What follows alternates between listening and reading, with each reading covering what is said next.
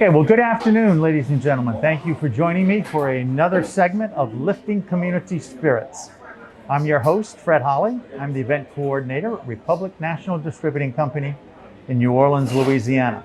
And for those of you who have not tuned in at this point, Lifting Community Spirits is a weekly happy hour where I share cocktails and conversation with a diverse group of New Orleans professionals that are specifically in the hospitality and food service industry. We'll be discussing the state of the industry from their perspective and get their take on bringing New Orleans to greater culinary and hospitality heights. Today's segment, we're filming from the Copelands on West Esplanade in Kenner, Louisiana. And our guest is none other but the owner of Copeland's, Mr. Al Copeland Jr. His family has been a beacon of light for decades in the New Orleans culinary and hospitality industry. They've also been a civic beacon during the holidays where thousands of people have been entertained with the many exploits that they do. And then last but not least, a valued philanthropic person, not only for the city, but the region, with a specific emphasis on cancer. So I'd like to welcome Al. Thank you very much for your time. Yeah, thanks for coming in and talking to me, Fred. Terrific. Well, as we always do, we need to get rid of these masks, and I'd like to toast Al. I know Al is drinking a Sonoma-Cutrer Russian River Chardonnay, and I have a Don Q Coconut Mardi Gras Punch, which is featured on their cocktail list. So Al, let's eliminate those and let's get down to the questioning. Cheers. All right, cheers. Very good, very good. Well, as always, I like for you to give a perspective of your family business and how it started and how you've come to be where you are right now. Well, you know, it started with Popeye's Fried Chicken. Actually, it started in the Tasty Donuts business back. I was about 4 years old and kind of saw my father working in Tasty Donuts in 1972. I was 9 years old. I hate to give you my age, but I was 9 years old, and that's when he founded Popeyes. So I had a long string career. I worked for Popeyes every summer from 12 years old until I got through school. And actually went to management training school during my senior year, and then moved up, hit all the operations positions, and then moved into the office, started working as a concept development person. Okay. And in 1992, I worked directly for him, directly under him as EVP of his companies for 16 years before, unfortunately, he passed away. Gotcha, gotcha. Well, I would also like, I was remiss in asking you to describe some of these beautiful dishes that we have. And I know some of these dishes you have been featuring on your summertime menu and post-COVID, right? Right. Well, we'll start there, actually. I have a crab and avocado stack. This is only 380 calories. It is super fresh, jumbo lump crab meat, fresh avocado, tomatoes. It's phenomenal dish, and it's selling very, very well. It's only been on the menu for about 6 or 8 weeks, and it's doing very well. The other one, the appetizer that we added was shrimp and tasso jalapenos, and this is a great fresh shrimp, Louisiana shrimp, actually with tasso, chopped up fine, added with some other ingredients, and then kind of layered in with the jalapeno and then deep fried. That was not as healthy. We got to have fried chicken. So no question about that. About 5 years ago, 6 years ago, I worked on my own recipe for fried chicken. And this is spicy herb fried chicken. This is not Popeye's fried chicken. Oh, wow. This is Copeland's fried chicken. It was created in our R&D lab specifically for Copeland's. And it's got a lot of herbal components. You'll taste some garlic, some onions, some celery, and different things in it that would be different than what you'd see at Popeyes. Of course, we got our famous biscuits, been on the menu since 1983. Copeland's was founded in 1983, Popeyes in 1972, and these are some other items. We have also a great steak. We buy certified Angus beef and steaks from Buckhead. They're phenomenal steaks, and we have a special glaze on those steaks that make them phenomenal. And then one of the other things we added during the COVID time was a sampler platter of some of our best sellers. We've got Bayou broccoli, which has been on the menu since 1972. We have our spinach dip with the bow tie pastas, fried bow tie pastas, which is very popular. And we have our buffalo spring rolls that are also on that dish. Very, very popular now. We also offer this not only just as a plate that you can get in the restaurant, but also as a family pack meal that you can order from home. Terrific, terrific. Well, certainly I wanted to get into that in regards to your diversified foods and seasonings that you do, as well as your restaurant. And what changes has this pandemic done to those two entities? Well, for the restaurant division, the key thing was to keep people safe. And then refine our to-go systems. We had a curbside to-go system when we first when we were operating as Copeland's before COVID, right. And that was really important. And then implement menus that were suitable to the lifestyles and the changes. At Diversified, all the business pulled back. All of our business pulled back, obviously. And then we went into this safety mode. We had nurses to check in every person who entered the plant. It's a very regulated USDA facility. So we just added this safety component to it, and the mask within the facility, checked temperatures, and had signed waivers of every employee that was in there. And we've been very lucky to not have COVID shut any of our operations down. Well, that's fantastic, and that's a big benefit, because I know certainly out in the market, people are struggling. They open up, and if someone tests positive, they have to close down immediately, and it can be a roller coaster type of thing. So you've been very lucky in that respect. Following the CDC guidelines is a really big deal. It really does work, and right. People who aren't complying to that, I think you pay the price for it. Correct. Yeah. So with this pandemic, have you had to change any of your food menus? Spirit and wine offerings, because of the different volume of people, or what? Well, the spirit and wine menus have been the same. We actually did a wine discount program when the pandemic hit. There were heavy discounts on bottled wine because that was the only way to sell it to go, and so that's one of the things we did.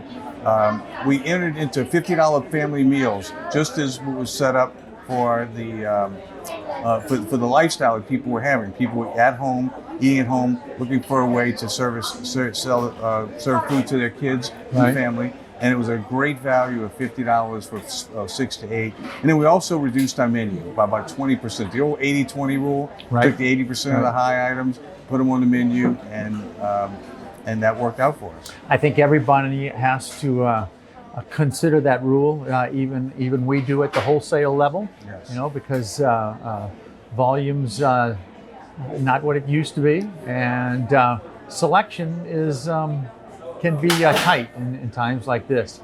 So, well, that's good to hear. And the summer offerings, do you seasonally regularly change your menus? Yes. You do? I do it for the summer, I do it for the fall, and then during Lent, we do a Lent seafood promotion every year.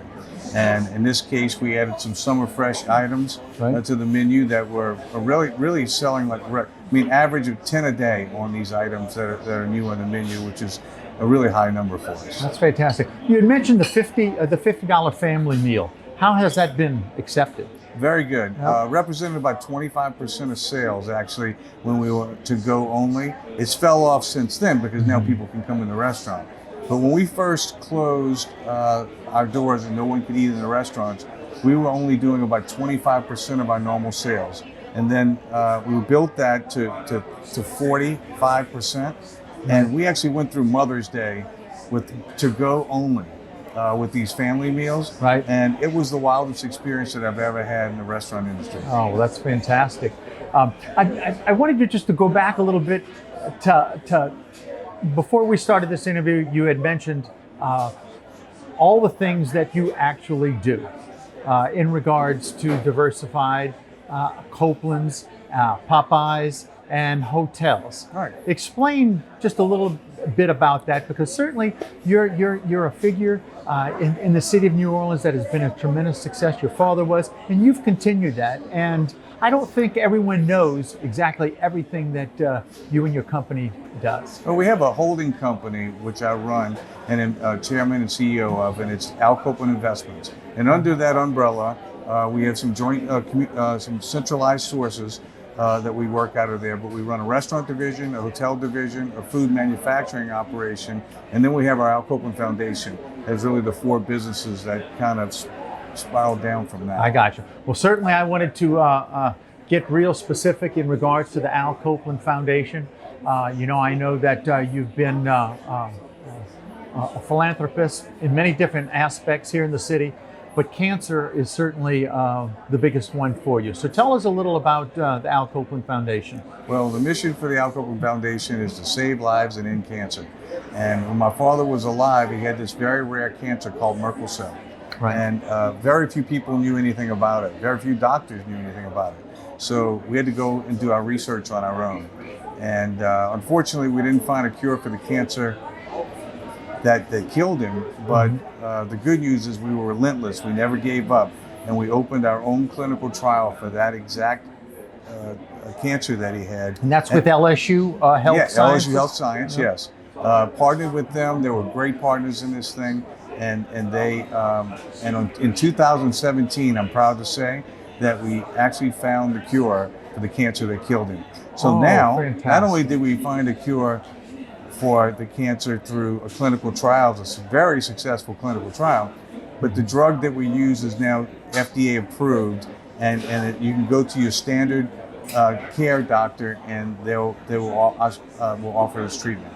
Well, that's fantastic, and certainly that's an accolade to everyone to donate to 501c3s, no matter what it is, but cancer can be cured. So that's great to hear. In regards to your 501c3, I know that you always had done a big, beautiful party. Yes. And so many 501c3s count on fundraisers as such. Now this pandemic has hit, I know that I'm just doing virtual parties, as said, but what are your plans in regards to raising money, and are you going to do some other type of gala? So we had to cancel. We have several events, and one that's called Crew to Cure, and we have it's a great event, and it's attached to our franchise conference, and so we had to cancel that. Normally our golf tournament would follow right behind that. We moved our golf tournament to November 13th in hopes that we can still have it this year. And I also do a life and legacy event at my home, which is a great event that we still hope we can have, and that's right in December. And so we have still been able to keep the events going. We only really lost one. But one of the things that we did that I'm really super proud of our guys about is we went into a special campaign. And I said, look, the Copeland Foundation during these times need to make a difference. How can we make a difference? So we'll open a special campaign called Be a Hero, Thank a Hero. Be a Hero, Thank a Hero. And through that campaign, we raised $100,000. I started it with $10,000 from my family trust, and we kept it going. We raised $100,000, and we serviced 30 area hospitals throughout the state of Louisiana using our supply chain network that we had in order to buy the ingredients that they need, not that they exactly what they wanted. We basically took an order from them, and then we were able to fill their orders, and trucks would get to these hospitals and give them the supplies that they need. When the grocery stores were out of toilet paper or different things like that, essential needs, we had it for them. That's fantastic. That is absolutely fantastic. So to semi wrap this up, tell me, I know you're extremely forward thinking, and you have to be looking into the future within this industry. Right. Give us a quick look into your vision as you see the restaurant world and the business going forward. Well, I'll tell you, people who operate in the suburbs are much more fortunate than people who are downtown market. So, I mean, it's really difficult, and tourism is going to suffer for a while, and both conventions and leisure travel. And so that's an opportunity, and it's based on the clientele coming in. But I do think the drive traffic coming in is better now than it has ever been. So the airline travel is difficult. But as it relates to the suburbs, what we did is, I think the most important thing is to find ways to keep people safe. All of our guests need to feel comfortable that we're clean and safe environment. We put in UV ray system lights in our air conditioned systems that cut all the bacteria in the air. Oh, wow. And it's the same thing that hospitals use. So we've done that in all of our restaurants and all of our properties. And so that makes people feel safe. And then we follow all the CDC guidelines. As it relates to menu, I think that people are going to, believe it or not, want healthier options and more value propositions. Kind of like this jumbo lump crab meat and tomatoes, huh? 380 calories. Yes. Fantastic. So it's, I do think that everybody's put on a few pounds from COVID, right? So this is an opportunity to eat well, still, providing the flavors that you expect from Copeland's, but a lighter pitch on it. Well, that's fantastic. Well, I certainly think that all of your businesses are in great hands. Yes. You're a wonderful asset to the city and to the industry. Right. Thank you very much for your time. Sure. As we close, we're going to have Liz, the Copeland bartender here, break down this Mardi Gras Don Q coconut rum punch for us. And thank you for joining us. Thank you for hosting us, Al, and Thanks, Copeland's as well. And hope to see you next week. Hi, my name's Elizabeth. I'm a bartender here at Copeland's in Culinary, Louisiana, and I'm gonna make you a Mardi Gras punch.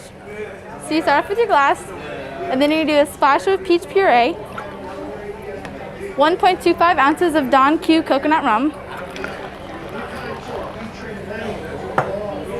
0.75 ounces of our Bols peach schnapps. You're gonna add ice to fill your cup. And then you're gonna go half and half on your pineapple and orange juice.